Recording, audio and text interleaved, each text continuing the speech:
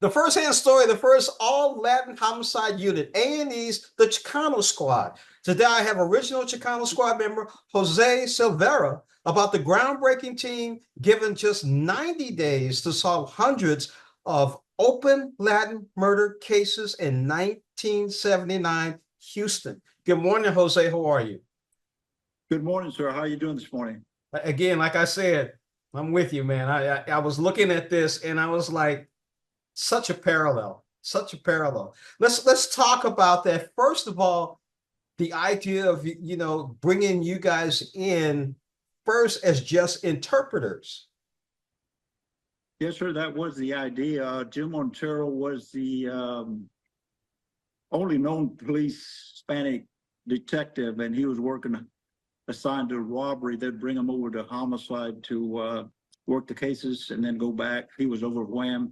He came up with the idea to bring in the 5 Chicano squad officers, and here we are now.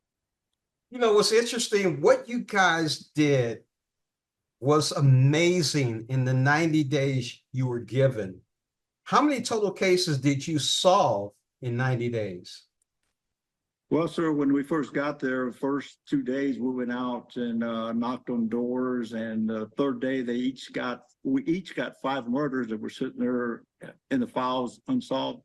We just hit the street, started knocking on doors, and we got it done.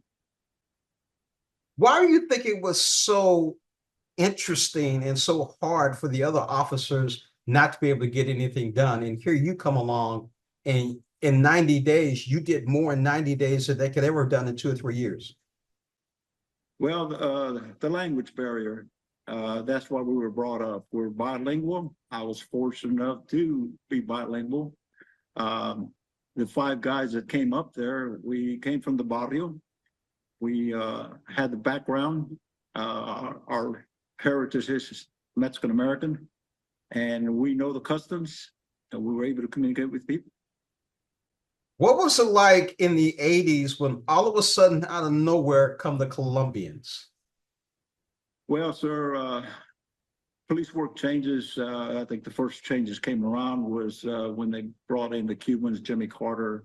We worked through that, and then the Colombian era came through that. We worked on through the MS-13 gangs that's going on. That was one of the last era that I worked through because I'm still a police officer, but I left the department in 2010. Wow. How did you feel? I can't remember the one guy who was called the Ghost, the guy that was called the Ghost. Hey, what was it like finally catching this guy after so much damage he had done in Houston? I worked with the Sugarland Police Department. Not only me, the Chicano folks were called in. We did some surveillance because when an officer's murdered, it's all hands on deck. I was fortunate enough to do some surveillance. I can't take credit for any of that. That case right there, from what I understand, is still an unsolved case. Sorry to say that. This fellow Valencia, he was drummed up as being something by the media. He's not all that they made him out to be. Yeah, I saw that when you finally got him. Talk a little bit about some of the roadblocks you guys faced within those first 90 days. But in the first 90 days, of course, there was, when we got to homicide, people were looking at us with suspicion. Why are these guys here? And then rightfully so, there were some detectives up there that were waiting on the list to be promoted. We walked in and they felt that we might be taking their position to be promoted. Chief Cowell took care of that problem, assigned us to his office, and then he assigned us to homicide. So it took care of that problem. But all in all, I worked for a great police department. Houston Police Department is very professional. They're well trained, and I had no problems. So we didn't have any problems with anybody. Cool.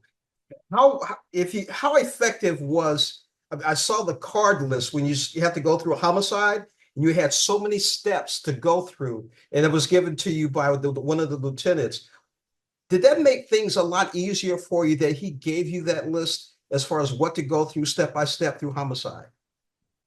Yes, that's what we call the worksheet for homicide. You follow that sheet there, you can pretty much work a murder case. But the key thing that the Chicano squad had is that we were highly motivated, because I know from having been an investigator for almost 50 years now, the key thing you look for an investigator is he's motivated, he's gonna go after the case and work it. Because once you get that case, you leave that office where you don't know where you're at.